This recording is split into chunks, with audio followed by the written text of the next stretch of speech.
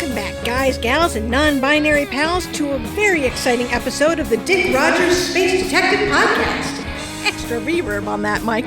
No problem. We're finally going to get closure on a story thread we've had to leave hanging for way too long. And this one goes all the way back to episode 1. If you've been holding your breath, waiting to see how the saga of the Frogmen from Neptune concludes, you may now exhale. There's just one itty-bitty tiny caveat. Wait, what? Nothing important, really. Oh, good. You had me worried for a second there.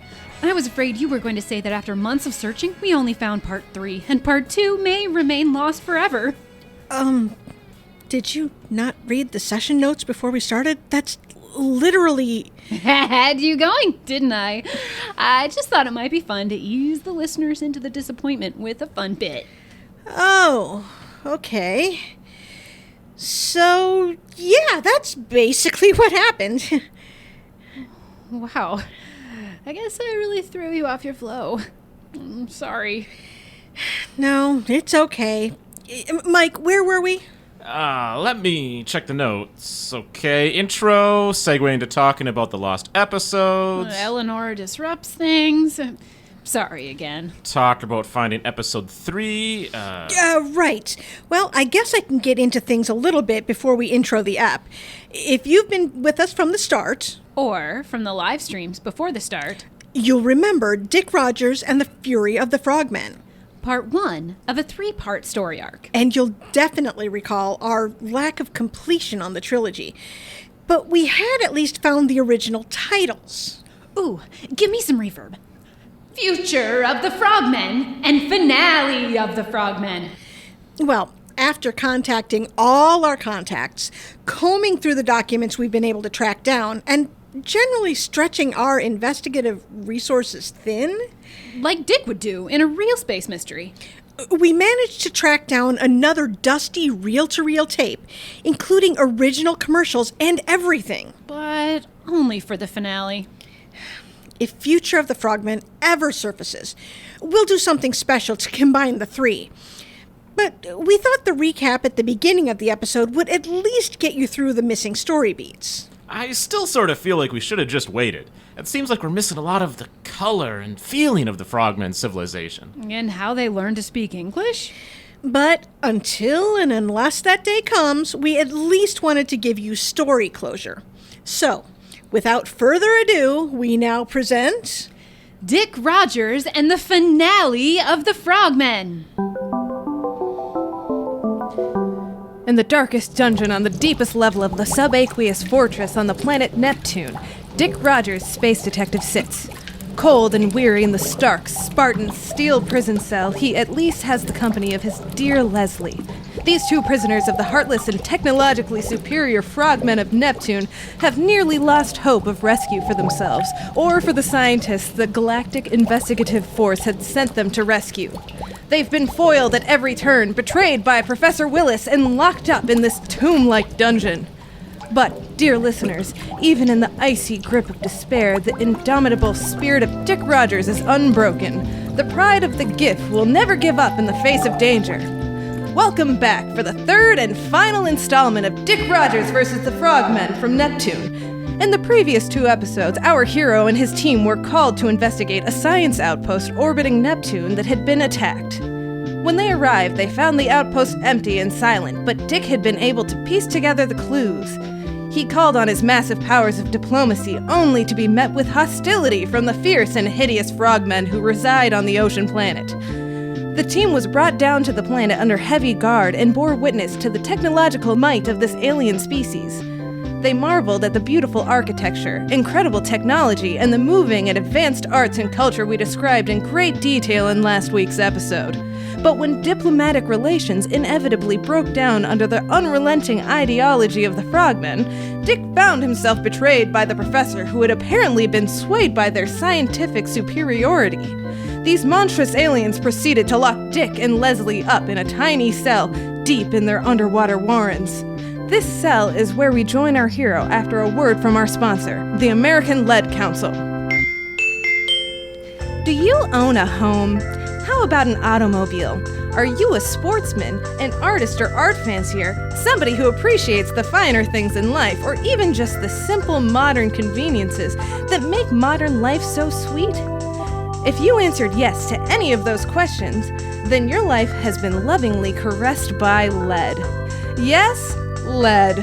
A magical silver-gray material that has been known and used by humans for many centuries, but has never been more relevant to modern life. The fine folks of the American Lead Council have generously sponsored tonight's episode of The Adventures of Dick Rogers, Space Detective, with the goal of shedding some light on the ways that humble, unassuming lead makes everyday life in America sweeter, brighter, safer, and more beautiful. And we'll get into the details as tonight's episode unfolds. And now, in this dark and cramped cell, Dick and Leslie wait and plan their escape. Come on, Dick. I know if we put our minds to it, we can figure out a way to escape. We're doomed. Remember that time you broke me and the professor out of the dungeon of that warlord on Deimos? Yes, I found a tachyon torch and melted through the cell wall. And you only burned off one of my eyebrows. And then I fought through 30 guards, blew up the armory, and burst into the warlord's chamber. Then I pulled my serrated vibro knife and brought him to justice. And I know if you put your mind to it, you can figure out a way out of this predicament too. You're right. I'll just find grab a guard, but I've never been the one inside the cell before. I don't have any weapons, tools, resources. Oh, we're done for. All of our missions over the last 4 years, and this is how it ends. In the cell of some frog beast in the water planet. I'm sure they've locked the door, thrown away the key, and forgotten us entirely. We'll starve in this lightless metal box. Dick, we've only been in here for 5 minutes. I'm sure they'll bring us food and water. It's not even that dark. There's light coming through the grill in the wall. Poor, dear, sweet Leslie. Can't you see this is the end for us? It's hopeless. But we have to keep our wits about us. I can't do it all on my own. If you've given up hope, maybe we really are done for. Wait, Leslie! I can't bear to hear you cry. Well, if there's no hope for escape... There has to be a way. Of course there's a way, if we work together. Do you have any tools on you? They emptied both of our pockets before putting us in here, but I've got a couple dozen hairpins. Oh, but how are we going to cut through a steel door with hairpins? It's hopeless. No, Dick. We have to keep our heads and work through the problem. Oh, what good are our heads without something for our hands to work with? Maybe you're right. Maybe we have no hope at all. But you're crying again. No, we need to keep trying. Do you really think we can do it? Of course we can. Where there's a will, there's a way. Good. Then we just need to assess the situation and work with what we've got. Oh, but we have nothing. Not even a grenade or a plasma drill or a hacksaw. So I'm gonna have to keep crying the whole time to keep you motivated? What was that? You're right. We're doomed. No, we're never doomed. When we have our wits and each other. Okay, so we just need to formulate a plan. You said you had some hairpins. Yes. Maybe we can use one of them to loosen the screws on the legs of the bed. And if we can get that free, we can use it too. And as our heroes work out a plan to free themselves from the grim gulag, it's time to check in with the traitorous Professor Willis in the beautiful and intricately detailed conference room. Don't worry, we won't waste your time describing it to you again this week, as he conspires with the Frogmen against his own species. Thank you for agreeing to meet with us in private. I am Gorwaz from the Diplomatic Corps, and this is Malwus, a representative of our scientific community. I'm so glad we stumbled backward into making contact with your species here. It is truly wonderful to see your advanced technology and civilization. We are very happy to make official contact with your species as well. even if the circumstances aren't what we would have hoped they would be.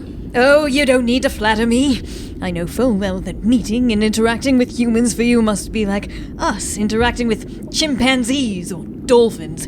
They're charming animals and not utterly devoid of intelligence, but at the end of the day, they're not mentally equal to even our children. Oh, not at all.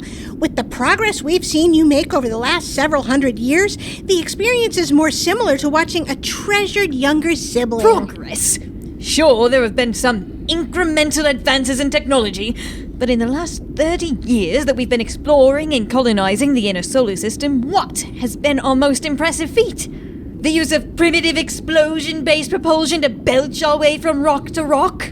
It is quite impressive to see how much you've accomplished with such simple... Our terraforming efforts? The sheer audacity of arriving on another planet and deciding that the only thing to be done is remake the whole thing in the image of our holy Mother Earth. The sheer ability of humans to adapt to that range of temperatures and conditions is no mean feat. Why, Neptune is such a stable environment that our species has evolved to exist in such an extremely narrow band of temperature. See the humans.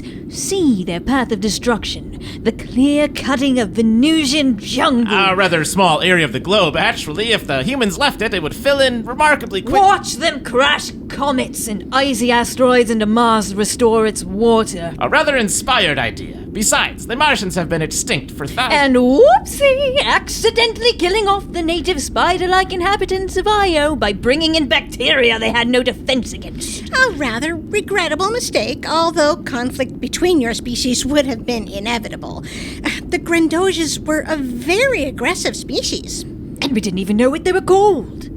You know, the more I think about it, the more Io looks like a metaphor for the entire expansion of the human race. We blunder into each new planet as convinced of the primacy of our lives and environmental needs as those bacteria, and is likely to bring the whole system into peril of death. We blast our way from rock to rock with our grand ambitions of searching out life in civilizations, and until now we've done nothing but clear vegetation and replace it with concrete garbage. If I weren't fully aware of the willingness of our ignorance as a species, I would chalk it up to simple stupidity. But no, we've seen the damage our kind causes with our technology. If we learn nothing else from our industrial revolution, we should have learned as much as we need to know from our filthy air and soot-caked cities. That was an extremely impressive leap in technology with an extremely short time, though. It really made us take notice. Our precious and entirely decorative white marble architecture, permanently stained black and gray. It looked to us like a lot of those soot stains had been cleaned. And don't get me started on the ecological destruction we've wreaked on our own planet. This cultural analysis is all well and good, but that's not why we wanted to meet with you. No doubt you want my help to plan your attack on GIF in retaliation for our presence here. Of course not! We can clearly see now that this whole thing has been a terrible misunderstanding. Your people had no way of knowing that their use of sonar on our planet would cause such problems with our technology and architecture. Of course. It was all the misunderstanding. Yes, I'm glad we're on the same page. The kind of unfortunate mistake it will be when your laser scanning tools are accidentally turned up too high and melt through the hull of the nearest GIF outpost. But the scanning lasers can't be boosted with enough power to cause that kind of damage. Yes, just like that. Wow, is that the time? We should probably get the other humans brought up here so you can be on your way. Say no more. You can count on me. I can give you any technical information you need about GIF spacecraft. Yes, that will be very useful for our future peaceful interactions. Mulwoos, could you have a technician take the professor here to a more, comfortable room while we wait for the other humans to arrive? Right away. Say, is there any chance I could spend the time looking through more information about your stunning and unique city? I'm so fascinated with the way you blend architecture, art, and technology to create a dynamic but cozy living space that would be impossible to imagine if you had never seen it, or at least heard it described to you. That can certainly be arranged. How could Professor Willis return so easily to his evil ways? It's almost as if his time as an ally of Dick Rogers has meant nothing at all. But before we return to our stalwart hero and his distressed damsel, it's time for a word from our sponsor. We all know that a man's home is his castle, but if you've ever had the opportunity to visit and explore a real castle, you may have noticed that in many ways our humble modern domiciles put those stately stone fortresses to shame. And many of the things we take for granted today are made possible by the wonders of lead. The first thing that probably crossed your mind is the marvel of indoor plumbing. Your castle-dwelling forebears never progressed farther than the dubious convenience of chamber pots or what amounted to indoor outhouses. But lead pipes bring water from sources sometimes miles distant into your home and conduct the unseemly waste away in quiet majesty. But that's not all. Lead is also a vital ingredient in many things that make your home more beautiful to the eye, from the paint on your walls to decorative glaze on ceramics and even fine leaded crystal drinkware and ornaments. The way lead leaches comfort into every aspect of modern life is dizzying. And now we return to those dynamic do-gooders as they finalize their thrilling plan to escape from their place of confinement. And once you're done winding the strips of blanket into a rope, I'll attach it to the leg I've removed from the bed, and... You can throw it up to the ventilation grating in the ceiling, and the two of us will pull it down. And once we have that open, we can climb up into the ducts and follow them to freedom! Oh, Leslie, your intelligence is second only to your beauty. I know we decided that we can't be together unless you get your father's blessing, but if we make it out of this alive, I don't think there's a man or monster on this solar system that will be able to keep me from you. I feel the same way. But maybe before we put this plan into action, I could ask you for one small thing? Anything, Leslie. If you want the moon, I'll fly back to Earth and bring it to you. Oh, all I need right now is a kiss for good luck. Just try and stop me. But just that moment, the door swung open to reveal a hideous Neptunian guard with a tray of food and drinks. I've been sent to bring you up to meet with a representative of the diplomatic corps. Sorry about the cells, by the way. This is the day the guest rooms are being cleaned, and we weren't sure where to put... Oh, Dick! You really got the drop on him! At some point, these vicious monsters will stop underestimating us. But I intend to be out of here before that happens. And now, that good luck kiss. No time! Who knows how many other guards are on their way down here? Of course. Check to see if that thing was carrying any keys. Here they are. Let's get going. I want to find the scientists, commandeer a ship, and get out of orbit before they realize we're gone. What about my father? If we run into him on the way off the planet, we'll deal with that traitor as gently as we can. I guess that's the best I could hope for. I'll go first, but stay close behind me. As close as I can. As the two of them practically flew out the door and down fascinating and sumptuous corridors, the likes of which simple earthlings could never conceive, they did their best to backtrack the path they had been brought down to get to the cell in the first place. I think we're almost to the cells they had our captured scientists in. It was lucky for us that they gave away their location. I'm pretty sure they were just trying to reassure us that the crew of the science outpost was safe before starting negotiations. I still say it was a strategic mistake on their part. They should have known we'd never negotiate with savage ogres like them. I'm pretty sure this is the door. You're right, Leslie. And not to belabor the point, but have you ever seen a more exquisite and singular doors the Neptunians have? Oh, I know what you mean. I would feel lucky just to have had them described to me, much less having been able to see them in person. Anyway, give me that key ring. I'll set them free. Here you go. Wait, just a second. Why would they leave it unlocked? You never know with these mindless beasts. Mindless beast with technology that makes ours look like children's toys. You may be onto something. It could also be a trap. Hey, are you here to take us to the meeting? Meeting? Of course. Come with us. Yes, and come quick. They could catch us at any moment. Catch us? Never mind. Just hurry. And soon they had the whole crew that the Neptunians had removed from the science outpost with them as they moved stealthily through the alien hallways, so different from those they were used to. But we won't waste your time redescribing them to you since we went into such detail in episode 2. Always one chance encounter away from discovery. But luck was with them that day. Soon they found themselves outside the very conference room in which the professor had been speaking with the Neptunian diplomats and scientists. Just then the door slid open. Ah, there you are. We were hoping you could find your way back.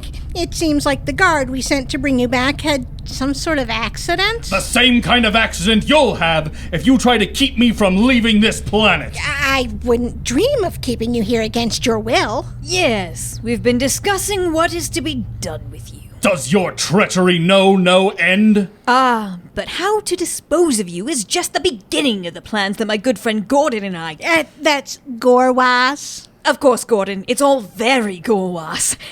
Anyway, we've decided to do to you what I helped you do to those smugglers we ran into on Callisto. Ah, yes. Callisto. How could I forget? But how could you bear to do that to me and your own daughter? Ah, yes. It would be a shame to lose such a promising mind as hers. But you've poisoned it with your morals and ideals.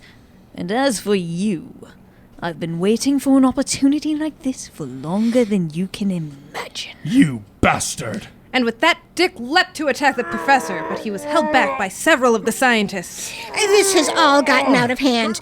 Guards, please escort these humans to the nearest shuttle. Yes, take them away. All the humans? And with that, the same kind of battle-ready guards who had brought Dick and his now-fractured crew down to the planet originally entered the room clanking with weapons and started dragging Dick out while menacing the others to follow. You can't do this to us, you monsters! The people of Earth will not be disrespected like this! And now, listeners, I know you're practically foaming at the mouth to finally discover how our 3-part mystery will conclude.